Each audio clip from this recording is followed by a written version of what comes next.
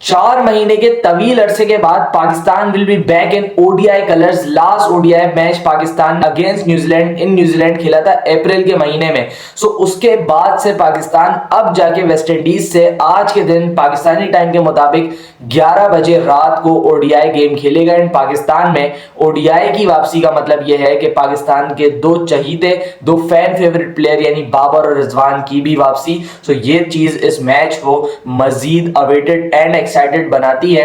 बात करते हैं आज के मैच पे। ये एक प्रीव्यू वीडियो होगी ओडीआई नंबर 1 एंड पूरी ओडीआई सीरीज के लिए भी जो कि पाकिस्तान खेलेगा वेस्ट इंडीज से। एंड डिस्कस कर लेते हैं क्या 11 एंड ग्राउंड वगैरह की कंडीशंस को भी देख लेते हैं। सो बेसिकली ये मैच खेला जाएगा ट्रिनिडेड में, बल्कि सिर्फ और सिर्फ यही मैच नहीं बल्कि तीनों के तीनों मैचेस आपके ट्रिनिडेड में खेला जाएगा। अब ट्रिनिडेड के अगर मैं आपको बताऊं तो Trinidad is one of the island of a country Trinidad and Tobago. तो ये पूरा कंट्री है ट्रिनिडेड एंड टोबैगो और इसमें से एक आइसलैंड का नाम ट्रिनिडेड है जहां पे ये तीनों मैचेस स्केड्यूल्ड हैं। अब ट्रिनिडेड में लोगों को जो है वो थोड़ी कंफ्यूजन होगी कि कौन सा ग्राउंड इस्तेमाल हो रहा है, क्योंकि यहाँ पे सबसे पुराना ground and the beautiful ground जो इस्तेमाल होता था पहले के टाइम पे वो होता था क्वींस पार्क। अब ये जो क्वींस पार्क है ये बहुत पुराना ग्राउंड है, 1896 में इसकी बुनियाद डली थी। एंड वेस्ट इंडीज ने यहाँ पे अपना पहला टेस्ट मैच अगेंस्ट इंग्लैंड खेला 1930 के अंदर। सो आप सोचेंगे इतना पुराना ग्राउंड है। फिर उसके बाद वेस्ट इंडीज ने यहाँ पे 1983 में अपना पहला ओडीआई गेम खेला था अगेंस्ट इंडिया। एंड उसके बाद से ये ग्राउंड यूज होने लग गया for the West Indies games for ODI and आगे जाके टी20 के लिए भी। सो ये ग्राउंड, अब इसमें मसला क्या आया बेसिकली, एक तो ये पुराना ग्राउंड था तो जिसकी वजह से यहाँ पे जिम वगैरह की फैसिलिटीज अवेलेबल नहीं करवा पाया West Indies cricket board. And दूसरी बात ये थी कि ये अगर आप इसको मैप पे देखें तो ये ट्रिनिडेड के बिल्कुल कोने पे बना हुआ है। सो जब ये कोने पे बना हुआ है सो जो प्लेयर्स होते थे, जो लोकल प्लेयर्स होते थे, जो एकेडमी प्लेयर्स होते थे, उनको ट्रैवल करने में बहुत ज़्यादा टाइम लगता था। अगर इसको हम मैप पे भी देखें तो ये जो क्रिकेट ग्राउंड के नाम से जगह आ रही है बेसिकली ये ट्रिनिडेड में अकेडमीज हैं फॉर द यंगर प्लेयर्स। अब आप देखें कि ये अकेडमीज बिल्कुल बीच स्टेट में है एंड लोगों को या प्लेयर्स को बिल्कुल उठ के जाना पड़ता था कोने पे, मुल्क के बोल रहे हैं आप, आइलैंड के बोल रहे हैं, कोने पे जाना पड़ता था टू प्ले अ गेम। सो ये बहुत ज़्यादा लंबी चीज़ थी। एंड उसके बाद आप देखें इसके सामने ही आपको दिख रहा होगा ब्रायन लारा क्रिकेट अकेडमी। सो ये नया ग्राउंड बनाया वेस्ट इंडीज क्रिकेट बोर्ड ने इन सारी मुश्किलात को दूर करने के लिए, इन सारी परेशानियों को दूर करने के लिए, अपने यंग प्लेयर्स को फैसिलिटीज़ देने के लिए, जिसमें उन्होंने सारी नई तर्ज की चीज़ें ऐड की और ये ग्राउंड 2023 में वजूद में आया। सो यहाँ पे पाकिस्तान मैच खेलेगा नॉट इन क्वींस पार्क। सो ये बात आपने याद रखनी है, पाकिस्तान के तीनों मैचेस शेड्यूल्ड हैं ब्रायन लारा क्रिकेट एकेडमी में, नॉट इन क्वींस पार्क। सो ये ब्रायन लारा क्रिकेट एकेडमी क्यों बनी ये मैंने आपको पीछे जरा वजह बता दी है। अब ब्रायन लारा क्रिकेट एकेडमी का मसला ये है कि हमारे पास थोड़ा सा जो इनका साइज है ना स्टैट्स के हवाले से वो बहुत कम है, क्योंकि यहाँ पे सिर्फ और सिर्फ एक ओडीआई गेम खेला गया है एंड वो इंडिया वर्सेस वेस्ट इंडीज था जहाँ पे इंडिया ने 351 स्कोर लगाया, हर लड़के ने परफॉर्म किया और जब इंडिया ने बॉलिंग की तो वेस्ट इंडीज को 150 पे ऑल आउट कर दिया, which means India won that match by 200 runs. अब इसके अलावा कोई इंटरनेशनल ओडीआई गेम का आपको स्टैट्स नहीं मिलेंगे, ना तो कोई रिकॉर्ड मिलेगा, बिकॉज इस ग्राउंड में सिर्फ और सिर्फ एक ही मैच हुआ है। सो हमारे पास अब क्या है डाटा देखने को, हमारे पास डाटा जो देखने को है वो है इनका डोमेस्टिक कंपटीशन जो कि इस ग्राउंड के अंदर हुआ है। सो बेसिकली इनका अभी जो रिसेंटली कंक्लूडेड डोमेस्टिक कंपटीशन है उसमें 11 मैचेस इस ग्राउंड के अंदर हुए हैं एंड इस ग्राउंड के जो स्टैट्स हैं आपके पास फर्स्ट इनिंग एवरेज स्कोर बनता है 270 रन्स का। अब ये 270 रन्स का जो एवरेज स्कोर है मेरे ख्याल से ये डिसेंट स्कोर है। ये एक अच्छा स्कोर मैं समझूंगा ओडीआई क्रिकेट के हिसाब से, बिकॉज अगर हम लोग देखें तो 270 करने के लिए आपको प्रॉपर बैटिंग करनी पड़ती है। सो इट मीन्स कि यहाँ पे बैटिंग थोड़ी सी मुश्किल रहेगी, लेकिन अगर कोई बंदा लंबा जाता है एंड प्रॉपर ओडीआई बैटिंग करता है सो उसके लिए जो है ये विकेट रन्स बनाने के लिए अच्छी है। लेकिन एक बात यह है कि अगर हम लोग इवन पुराने वाले ग्राउंड के भी स्टैट्स देख लें सो उससे हमें अंदाजा जरूर हो जाएगा कि यहाँ पे हम लोग स्कोर क्या वो कर सकते हैं, अज्यूम कर सकते हैं, बिकॉज जो पिचेस बनती हैं बेसिकली वो सेम मिट्टी से बनती बनती हैं। जैसे आपने देखा होगा जो ड्रॉप इन पिचेस का कॉन्सेप्ट है या मट्टी यूज करके विकेट बनाने का कॉन्सेप्ट है, वो दुनिया में हर जगह इस्तेमाल हो रहा है। सो जो विकेट ट्रिनिडेड के क्वींस पार्क में बनती है उसी तरीके की विकेट या उसी पाए की wicket Brian Lara cricket academy में बनती है। सिर्फ और सिर्फ फर्क इतना होता है कि कंडीशंस चेंज हो जाती हैं कि हवा किस तरफ की है।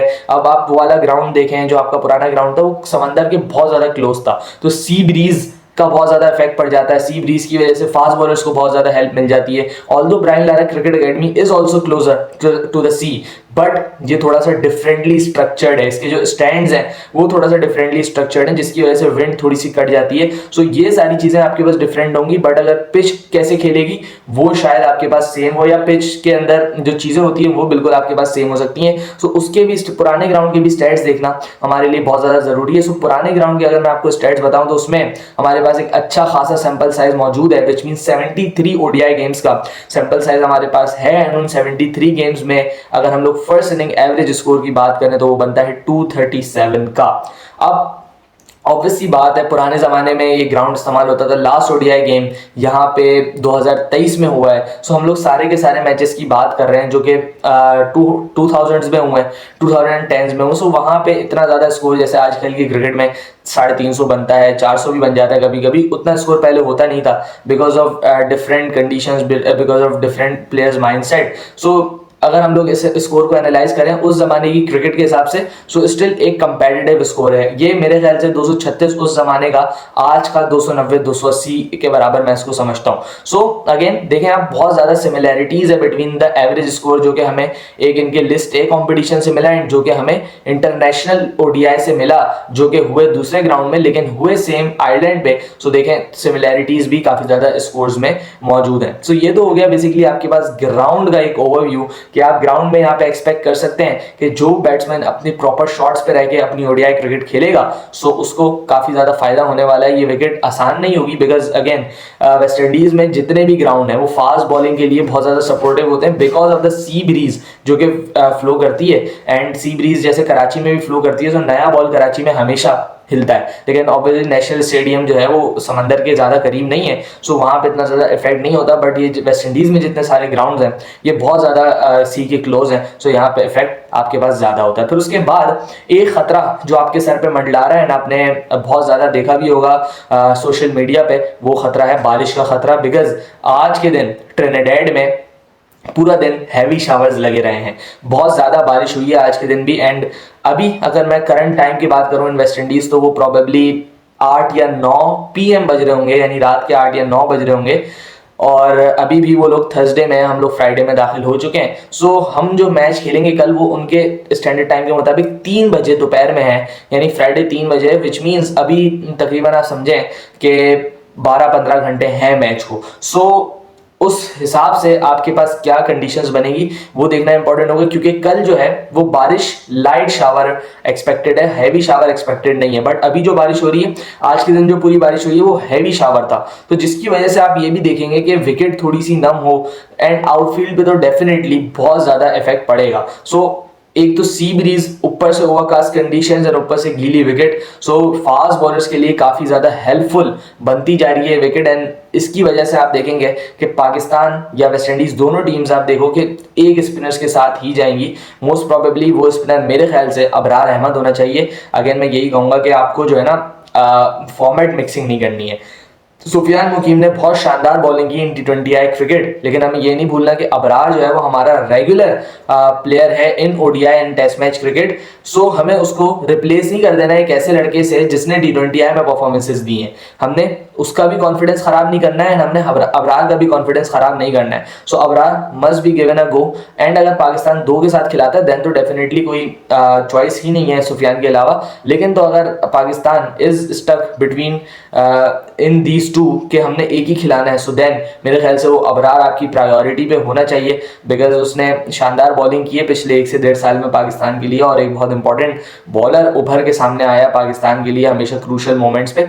So Abrar Ahmed deserves the place in the 11 in place of Sufiyan Muqeem. So ये एक चीज है। इसके अलावा अगर मैं बात करूं कि पाकिस्तान अब जो है अपनी 11 अब अगर हम बात कर लें पाकिस्तान क्या 11 बना सकता है इसमें या इस मैच के लिए या इवन इस सीरीज के लिए भी, अगर हम लोग तीनों मैचेस के हिसाब से डिस्कस करें, सो एक स्पिनर तो डेफिनेटली वो इन होना है, वो अबरार अहमद होना है। इसके अलावा बॉलिंग आपकी जो है पैक है, लेकिन नसीम शाह को बहुत सारी चीजें प्रूव करने की जरूरत है। जितना लीन पैच उसके ऊपर आया हुआ है बिना किसी परफॉर्मेंस के, वो अभी भी टीम के अंदर है। जितना उसका न्यूजीलैंड का टूर खराब गया था, सो उसको काफी सारी चीजें प्रूव करने की जरूरत है नसीम शाह को एज अ बॉलर, एंड उस पर काफी भारी जिम्मेदारी होगी। फिर उसके बाद अगर मैं बात करूं तो इस स्क्वाड पे बात करते हुए हम लोगों ने काफी सारी चीजों पे शिकवे एंड शिकायत किए थे, लेकिन बहुत जो बड़े मेरे दो कंसर्न्स हैं दो प्लेयर पे हैं, वो दो प्लेयर यहाँ हैं हसन नवाज एंड मोहम्मद हारिस। अगर मैं पीसीबी से यही सवाल करूंगा कि क्या पाकिस्तान की कैप मिलना इतनी आसान हो गई है कि अगर एक बंदा एक फॉर्मेट में परफॉर्म करता है उसको तीनों फॉर्मेट का डेब्यू करवा दिया जाएगा? क्या परफॉर्मेंस है हसन नवाज की या मोहम्मद हारिस की इन लिस्ट ए क्रिकेट? क्या चैंपियंस कप में सैकड़े लगाए हैं? क्या इन लोगों ने किसी लिस्टेड कंपटीशन में टॉप किया हुआ है? मुझे नहीं यार, ना मैंने इनको कभी टॉप करते हुए देखा है लिस्टेड कंपटीशन में। एंड अगेन फॉर्मेट मिक्सिंग, और पाकिस्तान की कैप तो ऐसे बढ़ रही है आखिरी 1 से 1.5 साल में जैसे कोई बात ही नहीं है। पहले हम लोगों ने पाकिस्तान की क्रिकेट देखी थी, ऐसे ऐसे प्लेयर पाकिस्तान ने जाया किए हैं जिनके डेब्यू नहीं हो पाए पाकिस्तान से।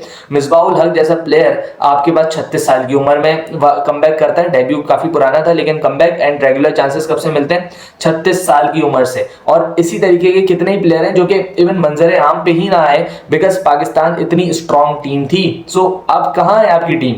क्या आपका डेब्यू करना इतना ही आसान हो गया है? ये बहुत बड़ा क्वेश्चन है पीसीबी से, बिकॉज आप इस तरीके से डेब्यू नहीं करवा सकते लड़कों के, स्पेशली उन लड़कों के जिनकी कोई इतनी बड़ी परफॉर्मेंस, इतनी खास परफॉर्मेंसेस नहीं है रिस्पेक्टिव फॉर्मेट्स के अंदर। इससे अच्छा अगर आपको हसन नवाज खिलाना ही है तो इससे अच्छा आप हुसैन तलत का डेब्यू कराएं।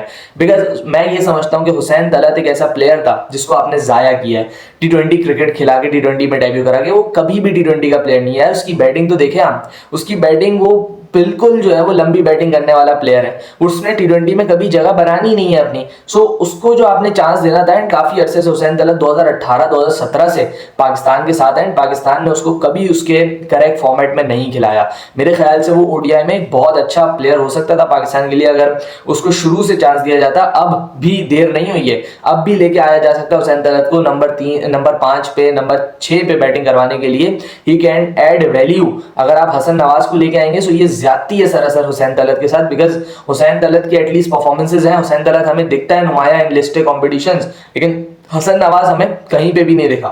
उसके बाद important series for Babar Azam, Mohammad Rizwan and Abdullah Shafique, क्योंकि एक फखर जमान वाली इंजरी का कॉज जो है और फखर को कौन रिप्लेस करेगा वो इस सीरीज पे डिपेंडेंट है काफी ज्यादा। सो इन तीनों की रेस में अब देखें कौन जीतता है। लेकिन यार एक बात, and to be very fair to every player, अगर आप 4 महीने के बाद कोई सीरीज खेलते हैं एज अ प्लेयर, सो 2 से 3 मैचेस तो आपको वापस फॉर्म रिगेन करने में ही लग जाते हैं। लेकिन अनफॉर्चुनेटली हमारी क्रिकेट में क्या होता है कि 2 से 3 मैच के बाद सीरीज ही खत्म हो जाती है।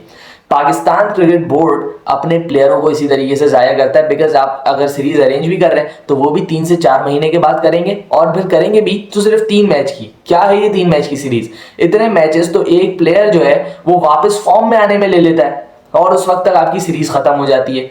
3 ओडीआई आप ऑस्ट्रेलिया में खेल गया, उसके बाद 3 ओडीआई आपने साउथ अफ्रीका में खेले, उसके बाद 3 ओडीआई आपने न्यूजीलैंड में खेले, अब आप यहाँ पे वेस्ट इंडीज से 3 ओडीआई खेल रहे हैं। मुझे ये बात समझ नहीं आती कि why can't Pakistan cricket board communicate with the other boards to play more ODI और more test matches. Test matches में भी यही सीन है, 2 मैचेस की सीरीज। यार what is 2 match series? Nothing. इससे तो ना तो आपके प्लेयर को फायदा है, उल्टा उसके ऊपर नुकसान ही है। बिकॉज अगर पहला मैच सीरीज का बुरा चला जाता है किसी प्लेयर का, तो अगले मैच से उसके सर के ऊपर एक मलबा पड़ा हुआ है। अब उसको पता है कि मैंने एक और फेलियर आया तो मेरे ऊपर वो मलबा पूरा का पूरा गिरेगा, देन वो फिर सेल्फिश क्रिकेट खेलने में मजबूर होता है, वो फिर अपनी जगह बचाता है। सो ये जो सारी चीजें हैं, ये जो सारी आई हैं, कहां से आई हैं? पीसीबी की नाअहलियों की वजह से आई हैं, बिकॉज पाकिस्तान क्रिकेट बोर्ड नहीं कम्युनिकेट कर पा रहा बड़े बोर्ड से या इवन छोटे बोर्ड से भी कि आप भाई हमसे बड़ी सीरीजेस खेलें, एटलीस्ट 5 मैच की सीरीज तो खेलें, ताकि हमारी टीम को भी अच्छी टेस्टिंग का मौका मिले एंड आपकी टीम को भी।